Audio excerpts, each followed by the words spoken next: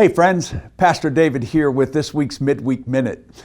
First, let me take a minute and just say thanks to all of you that have been praying for me in the midst of my illness. I'm grateful to be gaining strength as each day goes on here, and my hope is that some additional treatments will keep me out of this cycle in the days to come. So again, thank you so very much. Thanks to those who were here in my place, our leadership board and our leadership team, our staff that have just done a great job of continuing ministry in our life together. So my heart of gratitude extends to all of you as well. So we picked back up this past weekend the series that we have been working on. We worship because. And we've been working from this basic premise that the more deeply we know God, the more completely we know God, the deeper our worship will be. And we've learned several things about who God is. God is Alpha and Omega, the beginning and the end.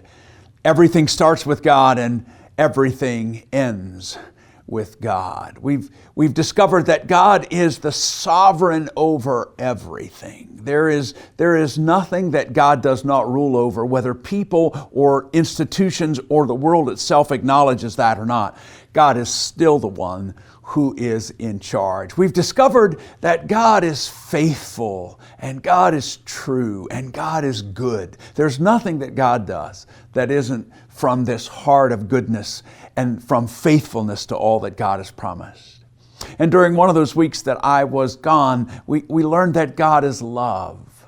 There's nothing that God does that isn't stemming from that heart of love that is at the core of who God is.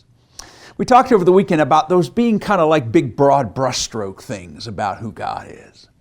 This past weekend, we drilled down a little bit and are really starting to get a little personal. What does it mean for God to be who He is in each of our lives? And we talked about the fact that God is mercy and grace and redemption.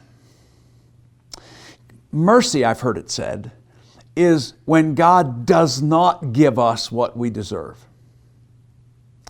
Grace is when God gives us what we don't deserve. Unmerited favor, unmerited love. And those two combine, mercy and grace combine, in what Ephesians 2 says, cause us to be saved, cause us to be redeemed, cause us to be put right with God. That God, through Jesus Christ, has bought us back from our bondage to sinfulness. And that if we see God in those ways, that God is mercy and grace and redemption, then that changes how we see ourselves. How we see God in a powerful way impacts how we see ourselves. If we see God as mercy, grace, and redemption, then that's going to affect how we live. If we see God as the opposite of those things, then that too is going to affect how we live. And my challenge to all of us this week was to remember when you look in the mirror, talk to yourself. Remind yourself when you look in the mirror of the things that we have come to believe around here. My past is not fatal. That's mercy.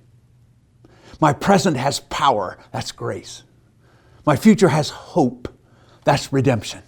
And it's all because of Jesus Christ. You talk to yourself anyway. You do it throughout the entire day. Pay attention to what you're talking to yourself about. Is it starting? Is your conversation with yourself starting with this God who is mercy, grace, and redemption? Or is it starting with something else? Because that affects how you see yourself. We're going to continue that series this coming weekend, and we're going to continue to be a little personal. God is mercy, grace, and redemption. And God is this God that engages each of our lives to renew us and deliver us. We'll talk further about that this coming weekend. I hope you can be with us either on Saturday night at 6 o'clock for a more traditional worship experience, or Sunday morning at 10:30 for a contemporary worship experience, or at online during either one of those worship services. I hope you have a great week. Always remember, keep looking up, and I'll see you later.